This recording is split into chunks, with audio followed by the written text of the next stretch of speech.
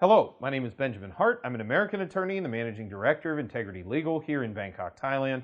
As the title of this video suggests, we're discussing certificates of entry to Thailand as well as re-entry permits. And this is one of those videos where I do a bit of comparing and contrasting two different documents and two different concepts for that matter. So first of all, the thing to understand, the certificate of entry is a very new invention in terms of Thai immigration. This document was essentially created sort of ad hoc, as far as I can tell, back in March of 2020 as a response to this perceived threat from COVID and the shutdowns associated therewith. So there were a lot of protocols that very quickly came online, and this certificate of entry was one of them. And to be clear, a certificate of entry to Thailand is even required for those who have Thai nationality. A Thai passport does not exempt one from needing a certificate of entry to travel into the Kingdom of Thailand. So these are issued abroad by Thai embassies and consulates. They're generally issued at the behest of the Ministry of Foreign Affairs.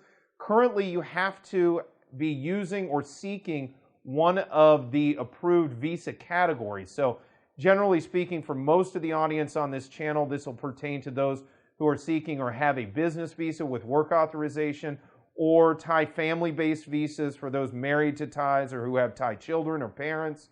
And then there are also, and this is only recently coming online, and it's still a little bit opaque as to how exactly this is all working, but things like certain retirement visas, as well as certain things like special arranged APEC cards, elite cards, etc. Those type of folks may be able to come into Thailand as well, but all of them have to seek a certificate of entry. Now, a recent question popped up with respect to the prospect of a Thai O retirement visa, and I want to be clear that's a different thing from an O-A visa. O-As are explicitly now apparently permitted to seek entry to Thailand. However, the regulations that we have read and that have been announced, we have yet to see whether or not O retirement visa holders are explicitly going to be allowed entry to Thailand.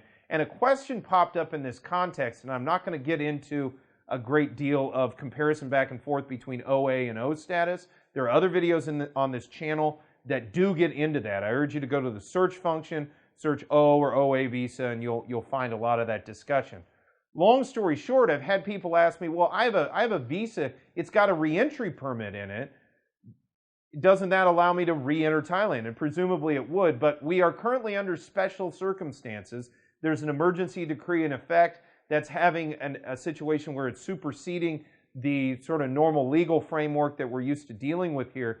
And these certificates of entry are operating, I would say, concurrently and simultaneously with standard regulations. So while, yes, you would need a reentry permit on an extension of stay in order to seek readmission because that keeps your visa status valid while you're abroad, you also, under current circumstances, need a certificate of entry as well. So you still have to go through the embassy to get that document. And if your travel document, your visa, is not one of the categories that's currently approved, notwithstanding the fact that you do have a reentry permit, you may not be able to get a certificate of entry to enter Thailand. Now, that being said, I do totally understand that this is quite confusing, and the situation is rather Byzantine. We're dealing with a lot of evolving circumstances as things are progressing.